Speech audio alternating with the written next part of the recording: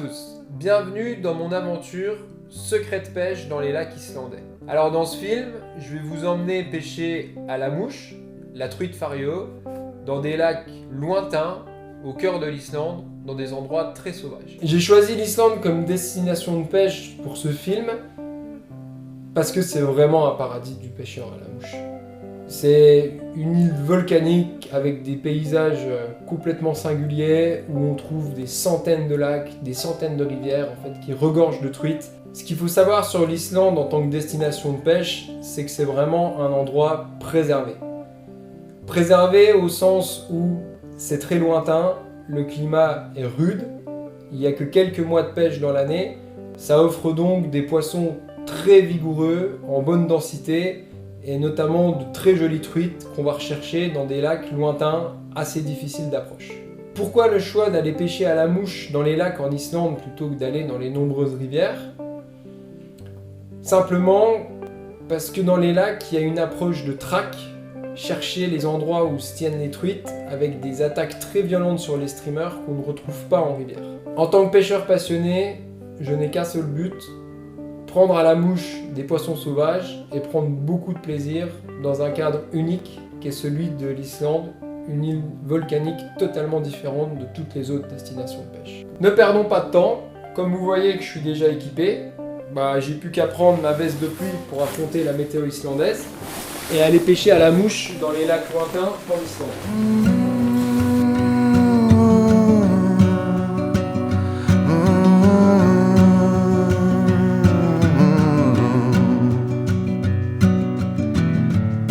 It's a mystery to me. We have agreed with which we have agreed. And you think you have to want more than you need. Until you have it all, you won't be free. Society, you're a crazy breed. Hope you're not lonely without me. Ce qui est sûr, c'est que si vous voulez trouver le meilleur lac, ça va se passer dans un endroit qui sera lointain, sauvage et reculé, avec une marche longue et qui dépendra de la météo. I think I need to find a bigger place. 'Cause when you have more than you think, you need more space. Society, you're a crazy breed. I hope you're not lonely without me. Society, crazy indeed. I hope you're not lonely without me.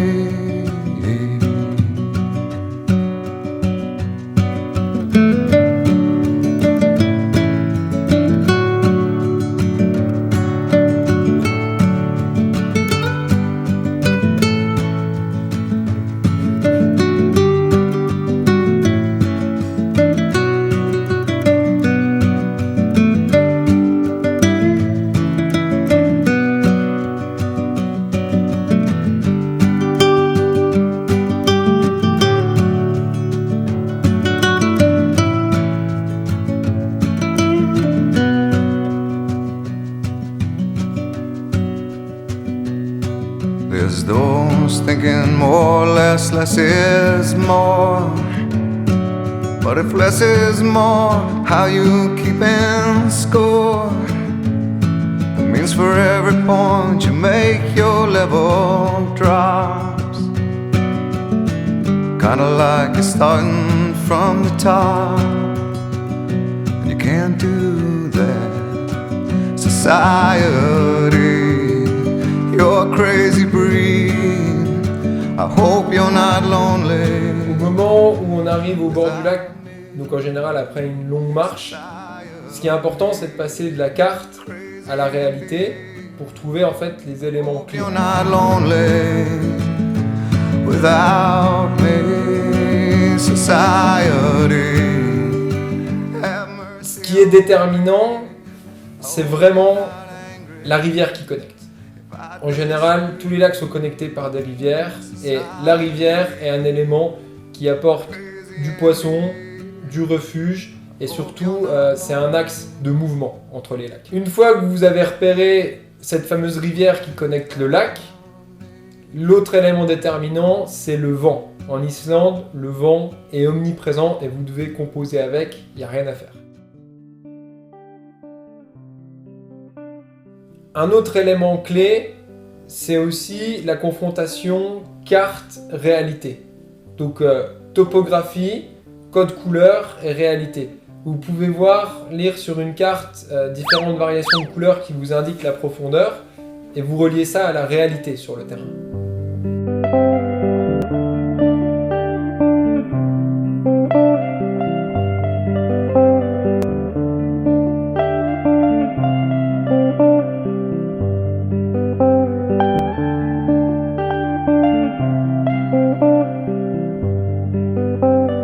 À un moment, il faut vraiment vous détacher de la carte et partir sur votre visuel et vous dire effectivement, la rivière arrive à cet endroit et ça creuse une cuvette, disons 8 mètres à l'aval de la rivière et les poissons vont être là. Donc vous lâchez la carte et vous partez à l'action. Vous partez au combat pêché et vous vous confrontez à la réalité en oubliant la carte.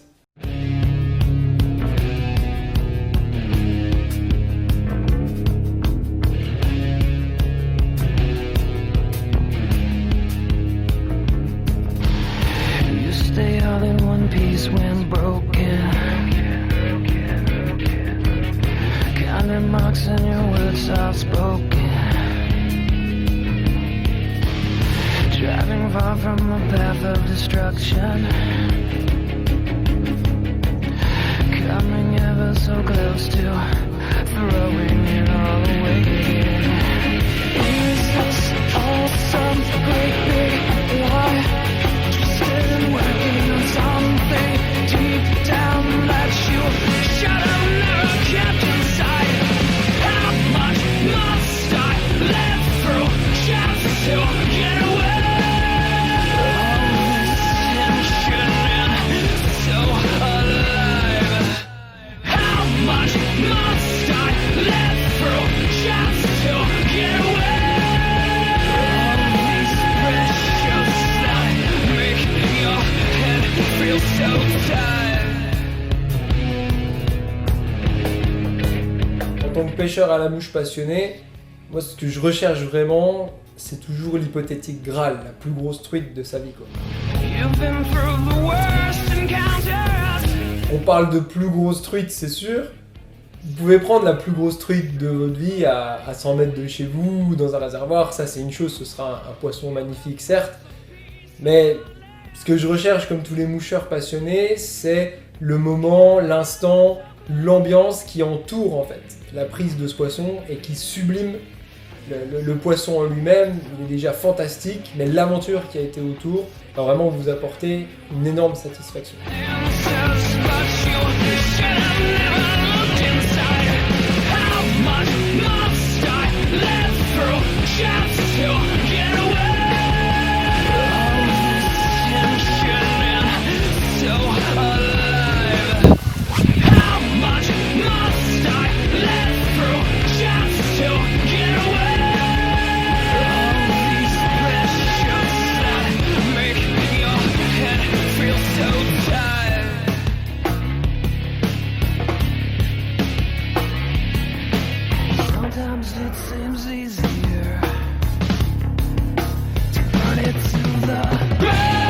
Sur la philosophie de relâcher ou garder le poisson, on a tous son approche de ce point de vue-là.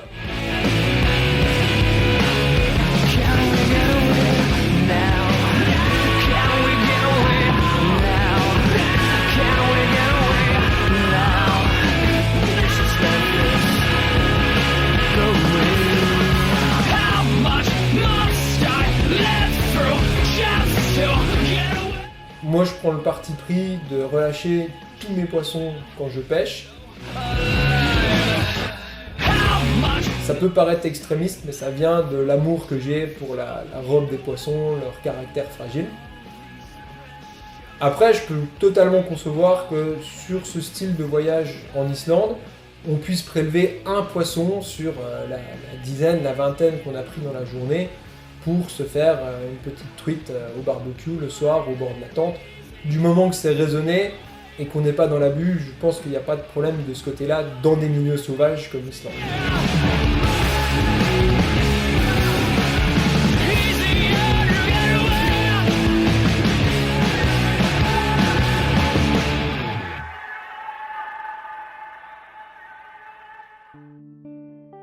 À un moment, il faut se rendre compte qu'on a fait le tour d'un lac et que les poissons ont peut-être été bien secoués, voire dérangés par la pêche insistante.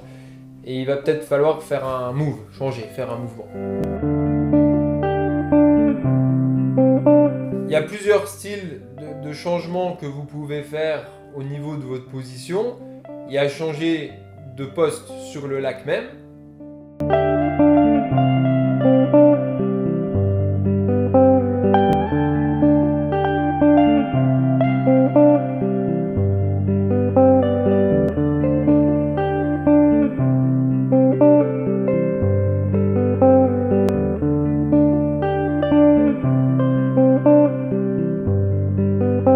Mais il y a une autre variation plus classique, c'est d'aller wader dans le lac, c'est-à-dire marcher avec de l'eau plus ou moins jusqu'aux cuisses pour aller toucher les poissons qui sont plus au large.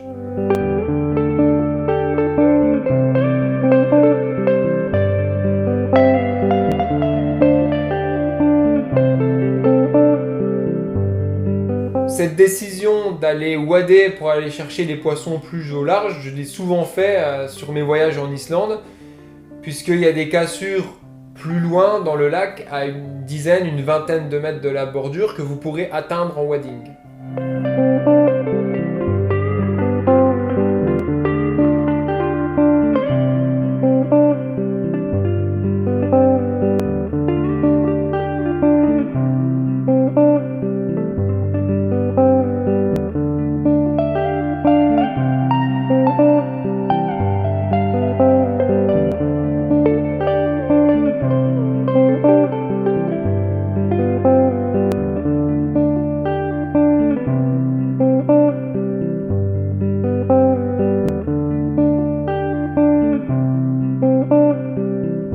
La plupart des lacs islandais à faible profondeur, les streamers légers font l'affaire puisque les poissons se déplacent.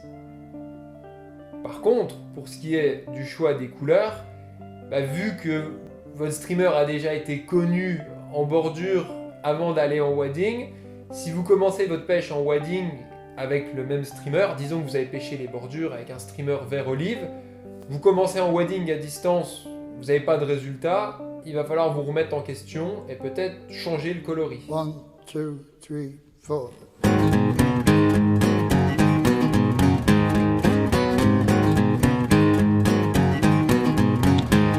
Well, we come up from the gutter. Le streamer, c'est un type de mouche qui se prête particulièrement bien à cette pêche en lac. Parce qu'en fait, un streamer, qu'est-ce que c'est? C'est un type de mouche qui va imiter un petit poisson. You know the music brought us our babe, and we ain't never been by. Il va bouger d'une manière saccadée et comme s'il était blessé, une proie vraiment facile. J'attache une grande importance à la confection de mes streamers pour qu'ils soient à la fois très solides et très prenants pour les poissons. Je commence par l'hameçon. Il faut un hameçon de qualité qui soit à la fois fort de fer mais aussi proposant une forme intéressante pour aboutir à la bonne taille, c'est-à-dire la taille d'une épinoche ou d'un verron, des petits poissons qu'on retrouve dans ces lacs. J'ai pour habitude de pêcher sans ardillon, donc j'écrase l'ardillon de mon hameçon pour pouvoir laisser une chance au poisson et lui faire moins de mal. Et bien, je vais passer à la sélection des perles qui vont faire le corps du streamer. Le choix des perles qui vont faire le corps, honnêtement, il est vraiment guidé par l'aspect que vont avoir les perles et cette espèce de piquant que je vais avoir dans une première seconde quand je vais voir une sélection de perles. Ça peut être un olive brillant, translucide qui va évoquer un verron, ou alors un gris un peu moiré, terne, avec des espèces de reflets translucides, mais à l'intérieur, qui va plus évoquer une épinoche. Voilà. Des ronds épinoches, en fait, c'est ces petits poissons qui vivent dans les lacs que je m'efforce à imiter avec ces perles, avec les meilleures couleurs. J'ai développé une technique de montage spéciale qui allie des matériaux traditionnels, à savoir le lapin, les plumes, avec des matériaux novateurs qui sont des perles faites de plastique et de verre que je lie entre eux par une espèce de gangue de résine qui donne un effet très prenant, à la fois translucide et brillant aux bouches. Et vous devez avoir cette espèce de bourrelet, de bosse, pour former la tête du corps ou l'espèce de thorax de votre poisson. Il y a un élément qui déclenche l'attaque qui est les yeux. Ça paraît bête comme ça, les yeux déclenchent l'attaque, mais en fait c'est vraiment ce petit éclair d'œil au milieu du corps qui va sonner comme un éclair dans le cerveau du poisson et aussi chez le pêcheur quand on voit la mouche, qui va dire « Ah ça y est, c'est un poisson ». Ces vernis de nouvelle génération en fait réagissent aux UV donnés par la lampe, donc il y a une réaction chimique qui va les faire se durcir sous les yeux. Ce style de montage, c'est en fait la signature de mon travail à l'étau qui allie des choses originales avec des produits prenants et des effets étonnants sur les mouches, mais étonnants aussi bien pour les poissons que pour les pêcheurs qui veulent découvrir la pêche à la mouche ou qui est déjà un professionnel. But we are satisfied.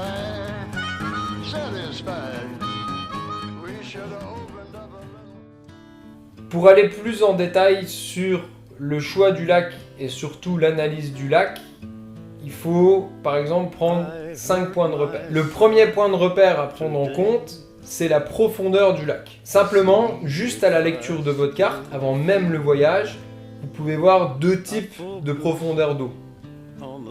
Les eaux plutôt claires donneront des lacs peu profonds, pas forcément productifs, alors que les lacs avec des eaux plus foncées amèneront à des lacs plus profonds avec plus de cache pour le poisson, donc plus de potentiel.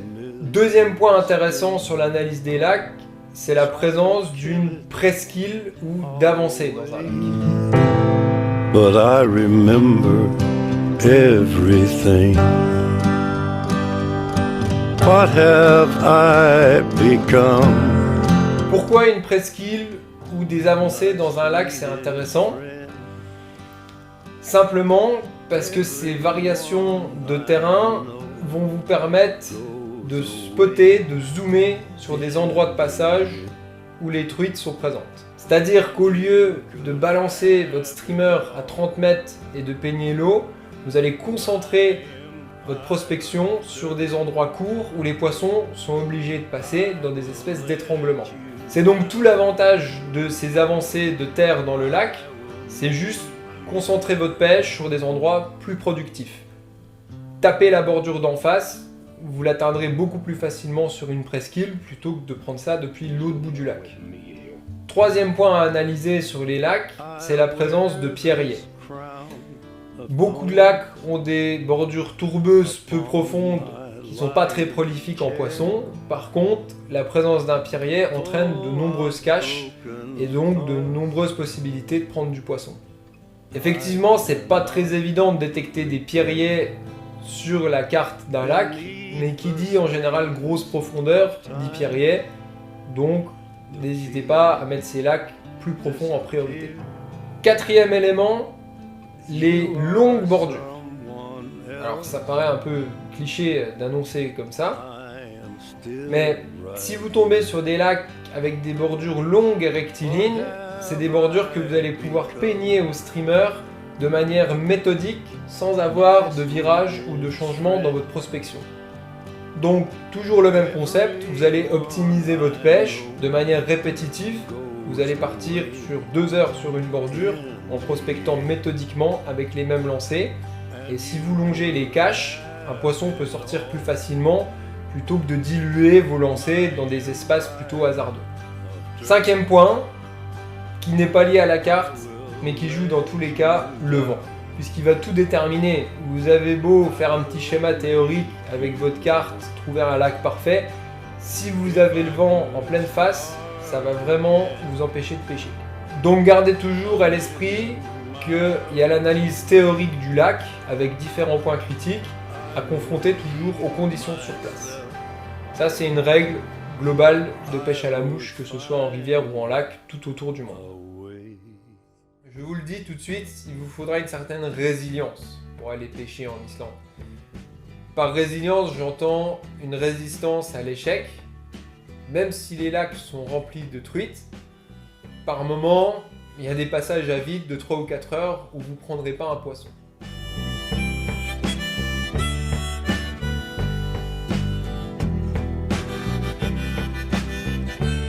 C'est le prix à payer pour aussi trouver les plus beaux poissons, parce que vous allez affiner, affûter votre pêche et insister dans les endroits où vous sentez la chose.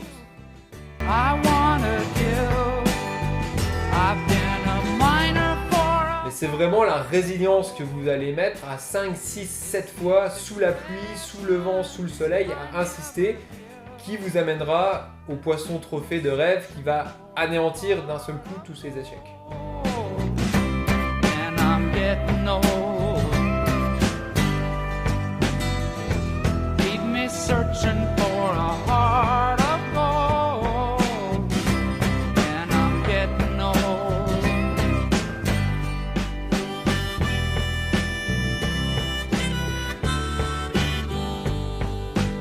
L'Islande, c'est vraiment un pays singulier de par la beauté de ses paysages.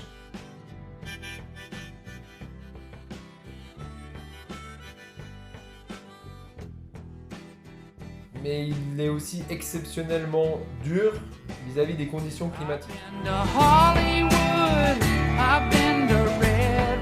Il faut faire un petit flashback dans le temps pour comprendre un petit point historique assez spécifique de l'Islande.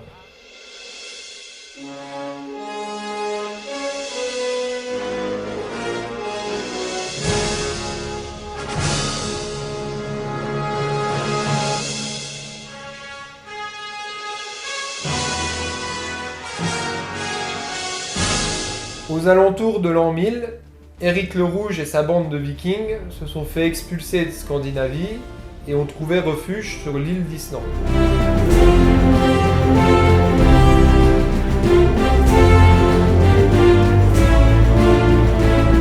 Arrivés sur place, ils ont donc dû exploiter toute la ressource de bois disponible sur l'île pour construire leurs dracars et leurs habitations.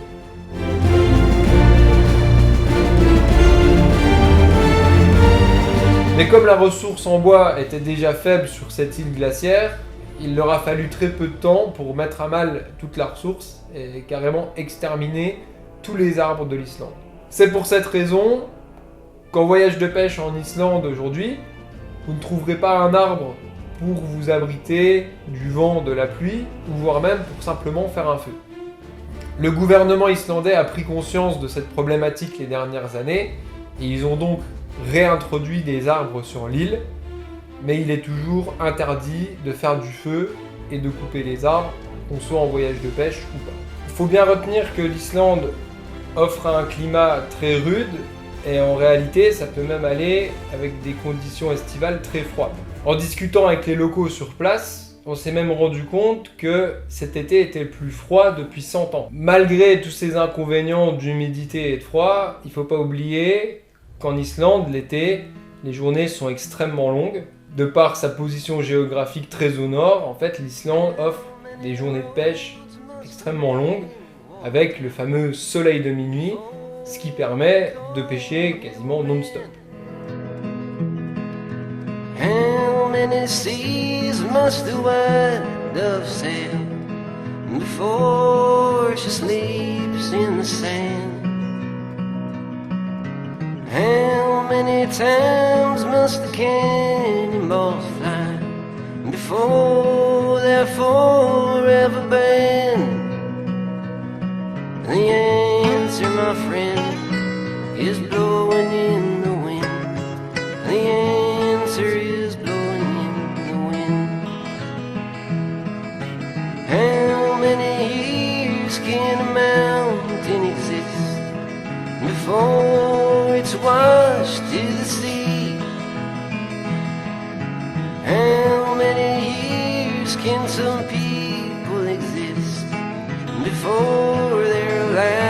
to be free. How many times can a man turn his head and pretend that he just doesn't see? The answer, my friend, is blowing in the wind. The answer is blowing in the wind.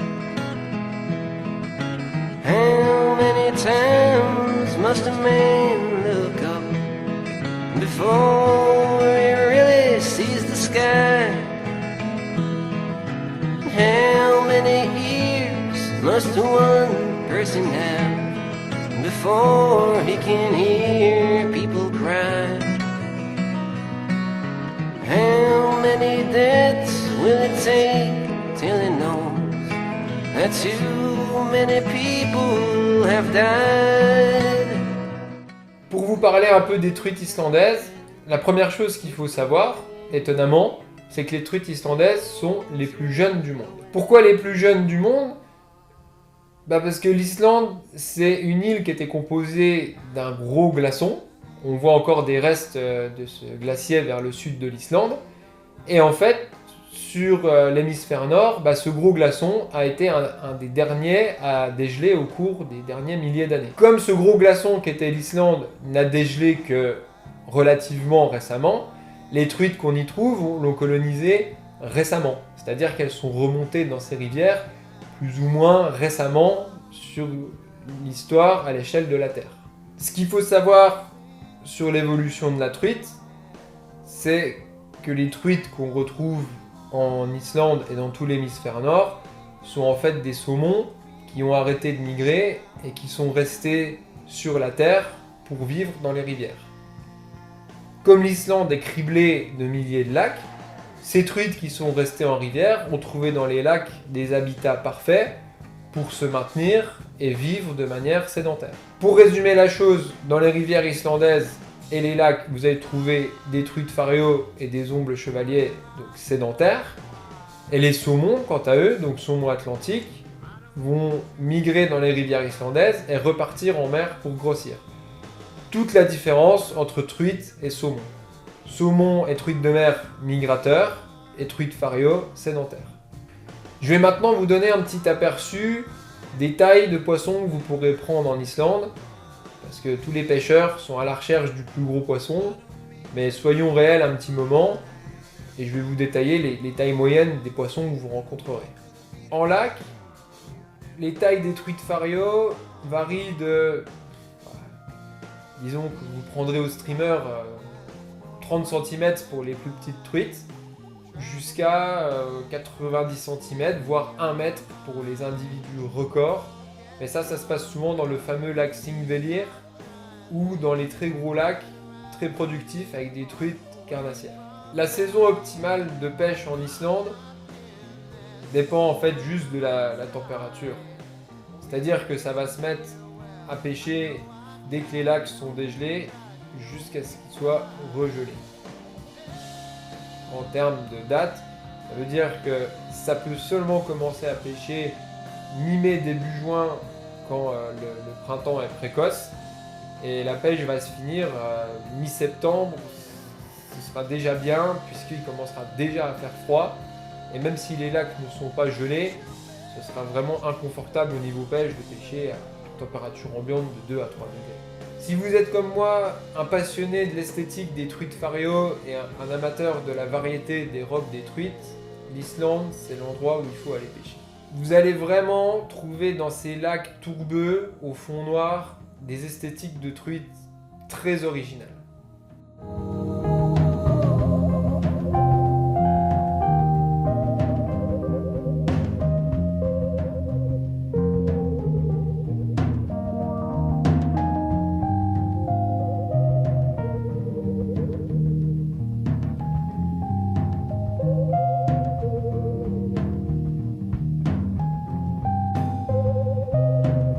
Sur un même lac, si vous pêchez un pierrier qui est plutôt à dominance grise ou des sous-berges tourbeuses qui vont plutôt être brun jaunâtre, les truites vont avoir des robes totalement différentes.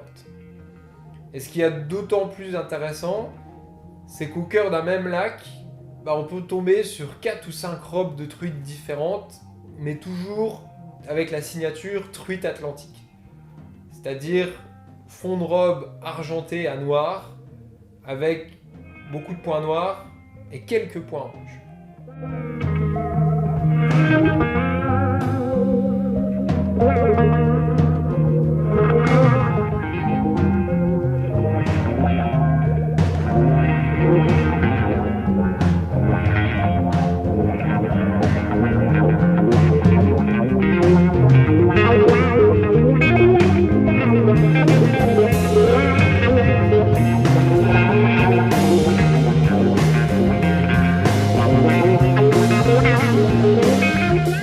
Le combat, c'est le moment que chaque pêcheur attend.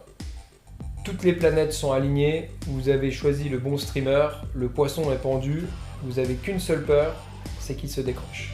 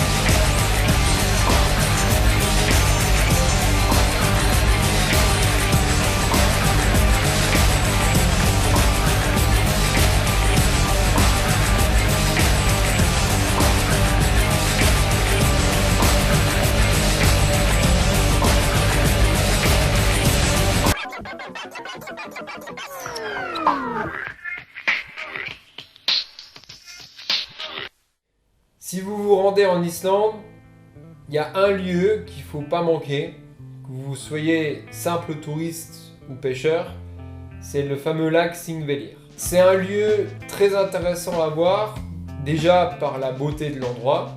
C'est un lac énorme, limpide, avec des éboulis et un paysage typique islandais. Mais c'est surtout un lac qui est chargé d'histoire. Jadis, les chefs des clans vikings se réunissaient au bord du lac Þingvellir pour prendre toutes les grandes décisions. Toute cette histoire mystique en fait pour le pêcheur un lieu très mystérieux où il a justement envie, où moi j'ai envie d'aller sortir ces poissons uniques et mystérieux que sont les Arctic chars du lac Þingvellir. Il faut savoir qu'on ne trouve pas des Arctic chars dans tous les lacs. Certains lacs ont été colonisés parce qu'ils étaient reliés par des rivières où les Arctic chars ont pu remonter, et d'autres non. Il y a donc une part de hasard dans la pêche des Arctic chars dans les lacs. Par contre, quand vous aurez un bel Arctic char au bout de la ligne, vous verrez tout de suite que le combat est totalement différent d'une truite.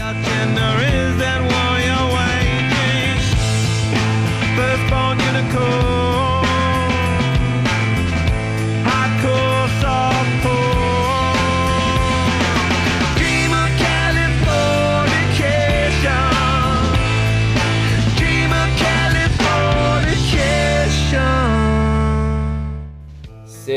des poissons qui sont plus ventrus, plus lourds et qui ont vraiment une défense d'enfer. Ça offre vraiment un très beau combat. Et ce que je préfère vraiment quand je prends un bel Arctic char en Islande, c'est les premières images que vous avez dans l'eau quand vous ramenez le poisson en bordure. Notez bien une particularité de l'Islande, c'est qu'on va y trouver deux espèces d'Arctic char. Il y a l'Arctic char classique, donc Salvelinus alpinus, qu'on retrouve dans les lacs classiques que j'ai pêchés dans ce film, avec les truites. Ce sont donc les fameux saumons de fontaine classiques, avec un nez assez pointu, orienté piscivore pour les gros individus, avec cette robe qui varie du gris argenté en passant par l'olive, avec de l'orange et des nageoires parfois aux pointes blanches, qui sont des poissons assez effilés d'une manière générale et parfois des gros individus assez ventrus. La deuxième espèce d'Arctic char, on va la retrouver uniquement en Islande et uniquement dans le fameux lac Thingvellir. Je vais même aller plus loin en disant que c'est une spécificité mondiale, quelque chose d'exceptionnel, puisque c'est le seul endroit où on retrouve ce deuxième type d'Arctic char.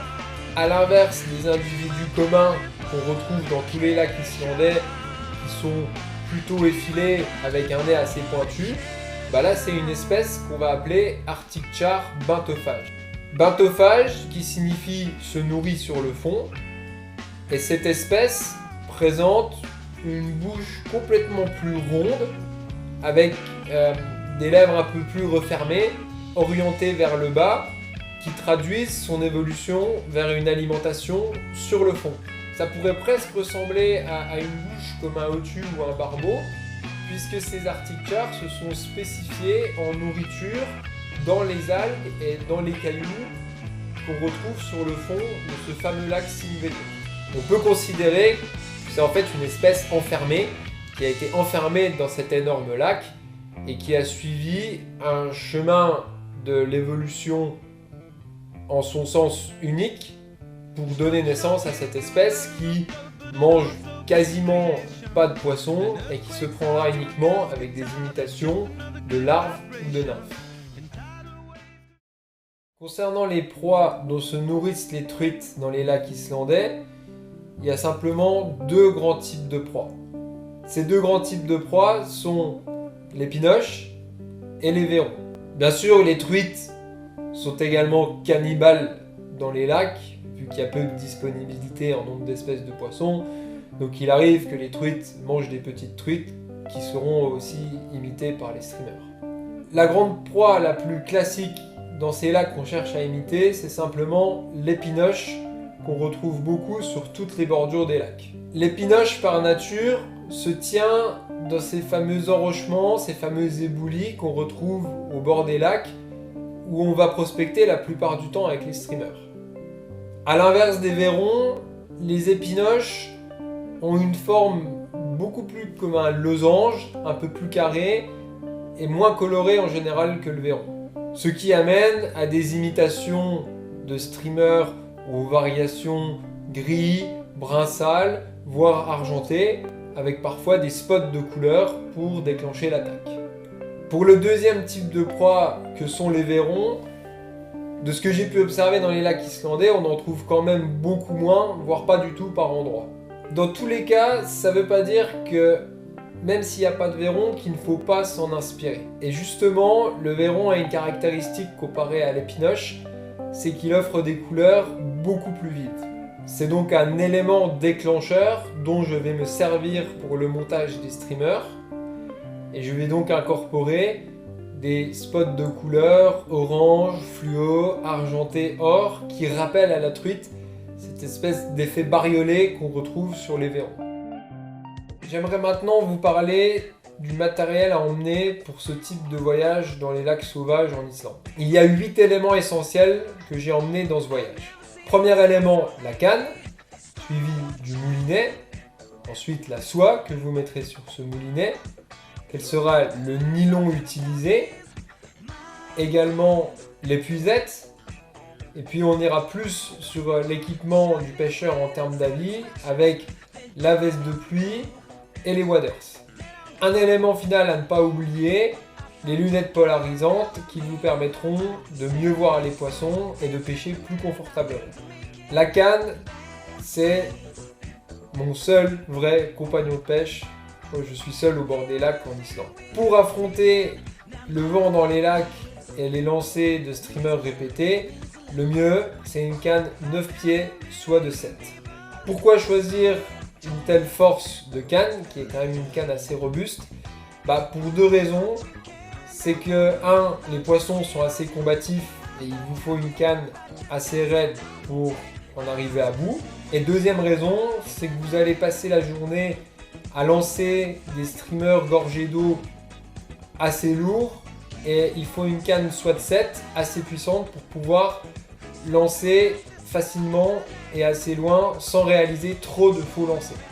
Pour simplifier la description technique que je viens de faire pour les non-initiés, on va simplement utiliser une canne faite de carbone qui est solide et souple avec une poignée en liège pour le confort. C'est une canne de pêche à la mouche qui permettra de lancer des mouches imitant les poissons qu'on appelle les fameux streamers. Je vous conseille vivement de prendre une canne avec un pommeau de combat parce que sur ce type de poisson assez violent, le pommeau vous aidera énormément à stabiliser la canne pendant le combat et à mieux pomper le poisson vers vous. Le choix du moulinet. Je pense qu'il est un peu moins important que celui de la canne parce que tout ce qui compte dans un moulinet pour un tel voyage, c'est que le frein réponde bien pour pouvoir laisser partir les truites les plus combattantes. Votre moulinet va servir simplement ici de réserve de fil et comme vous allez être sur des nylons assez solides en pointe, il y a juste besoin d'un frein normal et non pas ultra précis comme dans des pêches super fines. Par contre sur la soie, il faut vraiment que vous allez chercher quelque chose de technique. Par matériel technique, en parlant de la soie de pêche, je parle d'une soie haut de gamme avec un fuseau. Donc le fuseau, c'est le poids placé sur l'avant de la soie qui va permettre de lancer les mouches légères, donc la base de la pêche à la mouche. Donc avec un fuseau bien travaillé, très technologique qui va vous permettre de réaliser des lancers lointains avec peu d'efforts. Sur chaque voyage que j'ai fait en Islande, j'ai donc directement racheté une soie pour sur place pouvoir faire des lancers parfaits et avoir une glisse exceptionnelle dans les anneaux pour pouvoir lancer sans problème pendant des heures. Concernant le choix technique des soies, il faut savoir qu'une soie de pêche à la mouche, ça va du numéro 2 pour les pêches les plus fines au numéro 12 pour les pêches exceptionnelles comme celle des tarpons ou des requins. Ce qu'on appelle une soie dans la pêche à la mouche, c'est en fait ce fil épais qui est fait d'une extrémité plus grosse qu'on appelle le fuseau et qui va agir comme un fouet pour propulser des mouches légères. Ce qu'on ne peut pas faire avec un lancer classique avec du nylon comme dans toutes les pêches classiques. J'ai choisi une soie couleur fluo, voire même vert fluo très visible pour pêcher dans les lacs islandais. Pourquoi du vert fluo? Pourquoi j'ai pas pris une soie neutre, brune, que les poissons ne verraient pas? C'est pour localiser à tout moment ma soie dans l'eau. Certains pourraient penser qu'une soie fluo va faire fuir les poissons, mais c'est pas vraiment le cas, puisque je vais avoir 3 mètres de badline derrière ma soie, et les poissons ne verront que le streamer, voire même bien souvent ils sont cachés dans les rochers, et ils attaquent le streamer par pur réflexe. La visibilité de la soie dans l'eau, c'est un élément capital pour moi. Comme ça, je peux savoir à tout moment où se situe mon streamer. Et si je suis dans une zone non pêchante, par exemple sur une plage de sable, je vais retirer le streamer et reprendre ma prospection. Le choix de l'épuisette, c'est aussi discutable. Il y a des gens qui adorent prendre des poissons à la main, il y a des gens qui sont pro épuisette. On ne discute pas des goûts et des couleurs. Pour ma part, je joue toujours le côté sécuritaire avec l'épuisette. Pour tous mes voyages, je choisis toujours l'épuisette la plus légère possible, puisque je parcours souvent de nombreux kilomètres au bord des berges, que ce soit des rivières ou des lacs, donc j'aime bien avoir une épuisette que je ne vais pas sentir dans mon lit. Petit détail technique qui est apparu ces dernières années sur les épuisettes nouvelle génération que j'apprécie beaucoup, c'est les mailles en plastique dans la masse, c'est-à-dire des fils de plastique complets sans fibre. Le réel avantage de ce plastique plus ou moins plein, c'est qu'il ne va pas retenir l'eau et en un seul coup, vous pouvez éjecter toute l'eau de l'épuisette et donc avoir une épuisette complètement sèche dans le dos. Le choix du nylon. Le nylon va donc constituer le bas de ligne qui va être placé directement derrière la soie. Donc le bas de ligne, c'est juste la longueur de nylon qu'il y a entre la soie et la mouche. On a de la chance parce que dans ce cas de pêche dans les lacs, le bas de ligne est réduit à sa plus simple expression. Bas de ligne très simple, pourquoi ? Parce qu'il n'y a que 2 diamètres de nylon. D'abord, une espèce de pré-pointe dans un nylon très robuste en 30 centièmes. Donc cette pré-pointe ne va pas bouger tout du long du voyage. Elle va faire un début de bas de ligne. Et à ce nylon 30 centièmes qui fait la pré-pointe, je vais donc juste rajouter une pointe, pour le coup en 20 centièmes pour pêcher dans les lacs islandais. N'oubliez pas que plus un nylon est épais comme un câble, moins votre mouche coulera vite. Donc il faut trouver ce ratio, cette bonne proportion de diamètre de nylon pour la pointe. Dans mon cas, avec le 20 centièmes, j'ai vraiment pu faire face à toutes les situations. Concernant les lunettes polarisantes, si vous êtes un habitué de la pêche à la mouche, vous savez que vous devez tout le temps porter vos polarisantes pour mieux voir les poissons dans l'eau. Dans le cas de la pêche en lac en Islande, c'est vrai qu'il y a très peu de pêche à vue, mais vos lunettes polarisantes vont quand même être essentielles, même si vous ne verrez que très peu de poissons patrouiller en bordure. En fait, dans cette pêche de prospection au streamer, les lunettes polarisantes vont vous permettre de déceler le moindre indice dans les ridules du lac. Puis dernier avantage des polarisantes, ça repose quand même les yeux. Tous ces rayons parasites en moins et cette luminosité en moins vous permet d'avoir les yeux plus reposés et plus concentrés sur votre pêche. Le choix des waders, qui sont les pantalons de pêche du pêcheur, donc des pantalons étanches qui permettent de marcher dans l'eau, c'est un très vaste sujet. Mais dans notre cas, pour la pêche en Islande, ça reste assez simple parce qu'on va marcher dans l'eau jusqu'aux cuisses maximum, parce que l'eau est trop froide et parce que les lacs sont vraiment peu profonds. Seule chose à retenir sur les waders, vérifiez bien qu'ils ne soient pas percés. Et quelque chose que j'affectionne particulièrement, c'est ce petit patch de mousse qui me permet de ranger mes streamers et d'avoir à disposition une sélection de différents streamers que je peux facilement interchanger. Dernier élément, mais pas des moindres, et surtout en Islande, la veste de pluie. Ne mégotez pas sur l'achat d'une veste de pluie pour aller en Islande, parce que la météo peut être exécrable. Alors, qui dit météo exécrable dit beaucoup de poissons pris, parce que les truites aiment la pluie. C'est pour ça que la veste doit avoir une qualité qui correspond à cette météo. L'important, c'est de pouvoir passer de nombreuses heures à pêcher sous la pluie et de ne pas avoir froid. Dernière petite astuce pour la pêche en Islande, mettez votre veste de pêche au-dessus de vos waders. Parce que vous allez wader maximum jusqu'à la hauteur des cuisses, donc la veste ne trempera pas dans l'eau. Si vous rentrez la veste de pluie dans les waders, si vous passez 2 heures sous la pluie, toute la pluie va couler dans vos waders. C'est la fin de ce film. J'ai essayé de partager avec vous tous mes moindres secrets sur la pêche dans les lacs islandais. Je vous dis à bientôt pour une nouvelle aventure. Partagez mes secrets avec vous sur une nouvelle destination autour du globe.